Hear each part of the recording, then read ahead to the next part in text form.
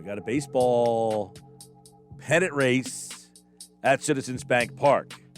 We're going to dive into that. We'll talk about Mike's must-win column. My dad actually said to me today, I was out to lunch with my father. He said to me, the guy who's on your show, McGarry, is he a troll? That's what my dad wanted to know.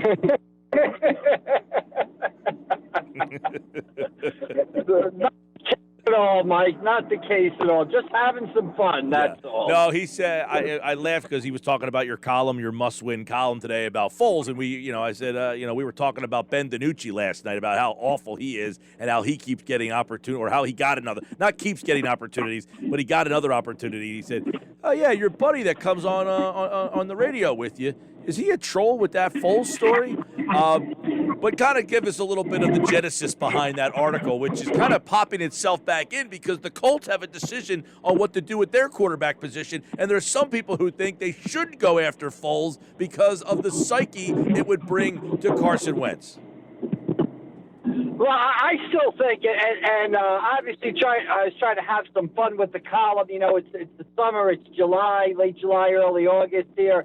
But I still think the basis of fact for me was, and I'll stand by this, I still think back in 2019 that the Eagles should have gone with Foles over Wentz. Now, I know the argument that Foles has kind of fallen off the face of the earth since he left the Eagles, and now he's the third-string quarterback of the Bears.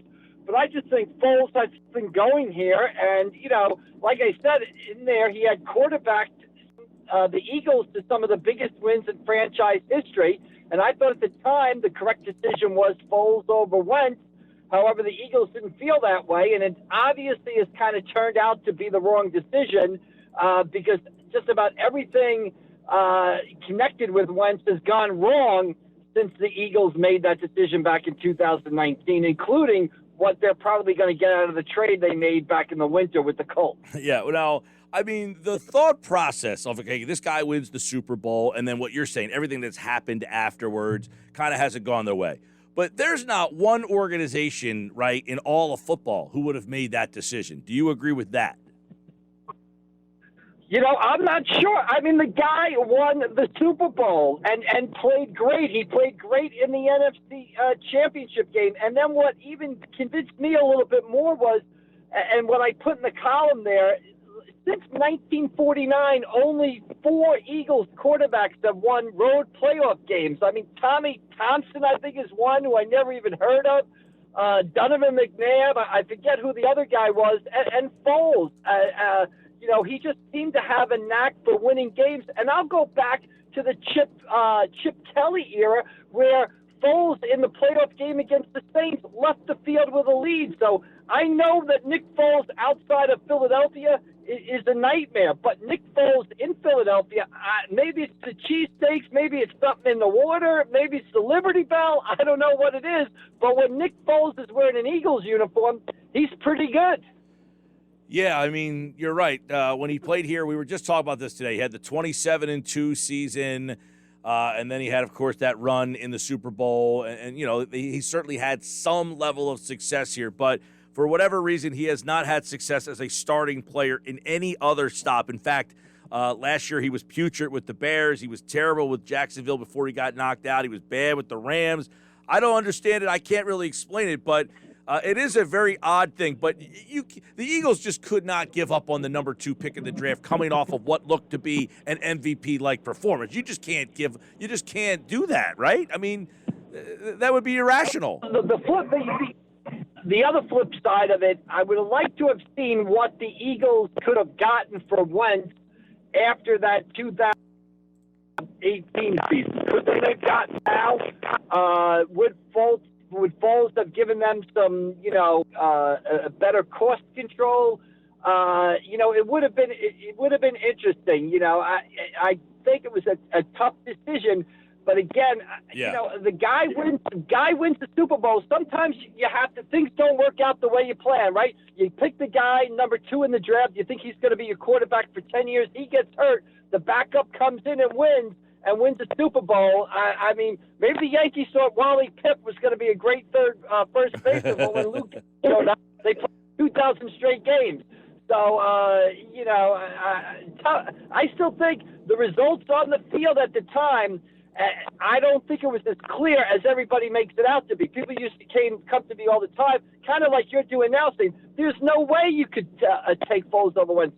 But the results on the field showed you that, Foles was a compelling guy who won an awful lot of big games here. Yeah, I guess the one spot where this could come in is where New England benched Drew Bledsoe, who was the number 1 overall pick in the draft, and went with Tom Brady, right? But that was towards the end of Bledsoe's career, as opposed to coming off of a possibly MVP type of season, and then the next year when he came back. So a little different, but they did make a pretty gutsy decision to go with a 6th-round pick in that situation. But Mike writes over at the Press of Atlantic City on this Friday, the curse of Nick Foles is going to continue to haunt the Philadelphia Eagles. That's his must-win column. Check it out for the weekend. So let's get into the baseball, because we have a pennant race at Citizens Bank Park. The Mets are falling apart. The Phillies have won 5 straight. So there's new evidence, Mike, that has been entered into this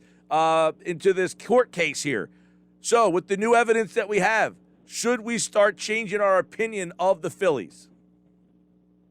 Well, I don't think we start changing our overall opinion of the Phillies, that they're a flawed baseball team that needs the core tinkered with to improve in the offseason. But, hey, as I've said a million times, they're a flawed team chasing a flawed team. The Mets are coming in. They've dropped 5 out of 7.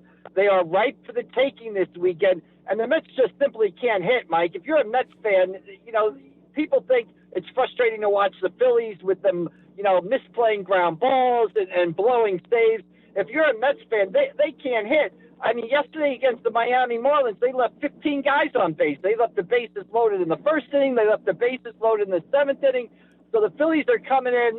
The Mets are coming into Citizens Bank, having dropped 5 of 7 games here. They're half a game in front. They've been in first place since May, and that could all change tonight. And I think the Phillies are a flawed team, but hey, they've got a chance to make the playoffs. And if you make the playoffs, who knows what might happen once you get in there. Yeah, so obviously the Mets have fallen apart here recently. The frustration Phillies fans deal with a lot, Mike, when you play the Marlins. That team, as we talked about Wednesday, they always seem to stick in the crawl. But isn't that the clue that you get that your team isn't good enough when you can't win those type of games? Well, yeah, it's kind of like what Daryl Morey said about the Sixers, right? He said if you're losing to the Atlanta Hawks in the 2nd round of the NBA playoffs, you're probably not all that close to an NBA championship, right? So it's probably the same thing. You might be able to win the National League East, but if the Miami Marlins are a constant thorn in your side, you're probably not good enough to win the World Series. But, the Phillies have not been in the playoffs since 2011.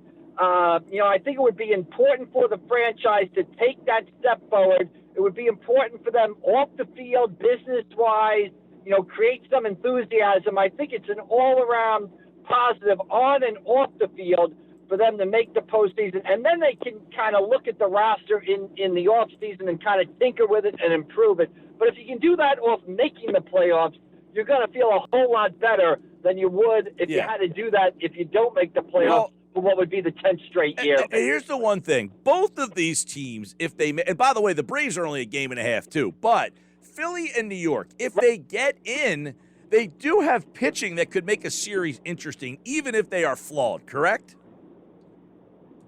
Absolutely. And for the Phillies, it's not so much, it's Zach Wheeler, right? You're going to rely on Zach Wheeler. You're going to hope that Nola can be the Nola that we've seen in some of the games, against the Cardinals in April a couple of weeks ago. He threw another shutout in the 9th inning, and hope it's not the Nola we've seen all too often this year. But if Nola can regain his stuff and you get Zach Wheeler going, and then you kind of piece together the rest of the rotation, maybe Eflin comes back, maybe Kyle Gibson, who's pitching tonight, is in a career year. And then the Phillies lineup, they have shown the ability to hit some good pitching during this hot streak.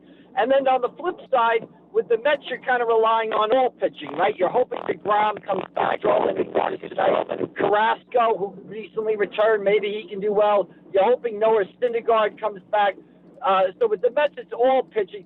They've got the pitching that if they're in the playoffs to kind of scare the opposition. And you're playing the Milwaukee Brewers, right, who are not, no one's sitting here saying, how are we going to beat the Milwaukee Brewers? They're unbeatable. So you're not going to have to play one of those NL West teams. Yeah, Harvey Wallbangers, they are not. Mike McGarry from the Press of Atlantic City. His must-win column appears today. Check that out. And, of course, the Phillies and the Mets. This is a big one. We got the Mets and Phillies. You tweeted that you want 30,000 plus there. Do you anticipate that? I'd like to see it. I think 30,000 is a realistic number. You do get an awful lot of Mets fans traveling down the New Jersey Turnpike to watch the games anyway. They played the Braves. The Phillies played the Braves or a couple of weeks ago. They got about 24,000 in there. I'm still realistic. I think the COVID situation, the fact that people couldn't buy tickets over the winter, the fact that you couldn't, say, hey, for Christmas, I'm going to get Dad 4 tickets to this Sunday's game, or I'm going to get, Dad, 4 tickets to, Hall of Fame weekend. I think that's still going to hurt them. But I think the fact that you've got the Mets in here, the fact that the Phillies are playing well, it's for first place. I think 30,000 in the seats at Citizens Bank. I think that's a realistic number for them to get. That'll be interesting. That would be fun. That would give a lot of juice to this Mets and Phillies series. Mike, they only play one more time after this. It is in mid-September. They have a 3-game series there. So this one could go a long way into jump-starting this race. It is all this weekend at Citizens Bank Park. You got the Wall of Fame stuff going on with David Montgomery tonight, Manny Trio tomorrow, and Roy Halladay on Sunday getting his jersey number retired. So you probably will see pretty good series. But we will find out what Philly fans think of this team, because you're right. If there's 22,000 hanging in that place, they don't believe in this team. But I think they're going to be out there. I do think that we'll see good crowds at Citizens Bank Park. All right, Mike McGarry's back to recap the Phillies and the Mets on Monday. Have a good weekend, my man. All right, we'll see you later, Mike. Thanks. All right, there's Mike. And, of course, check out his must-win column on the curse of Nick Foles. It's over at the Press of Atlantic City.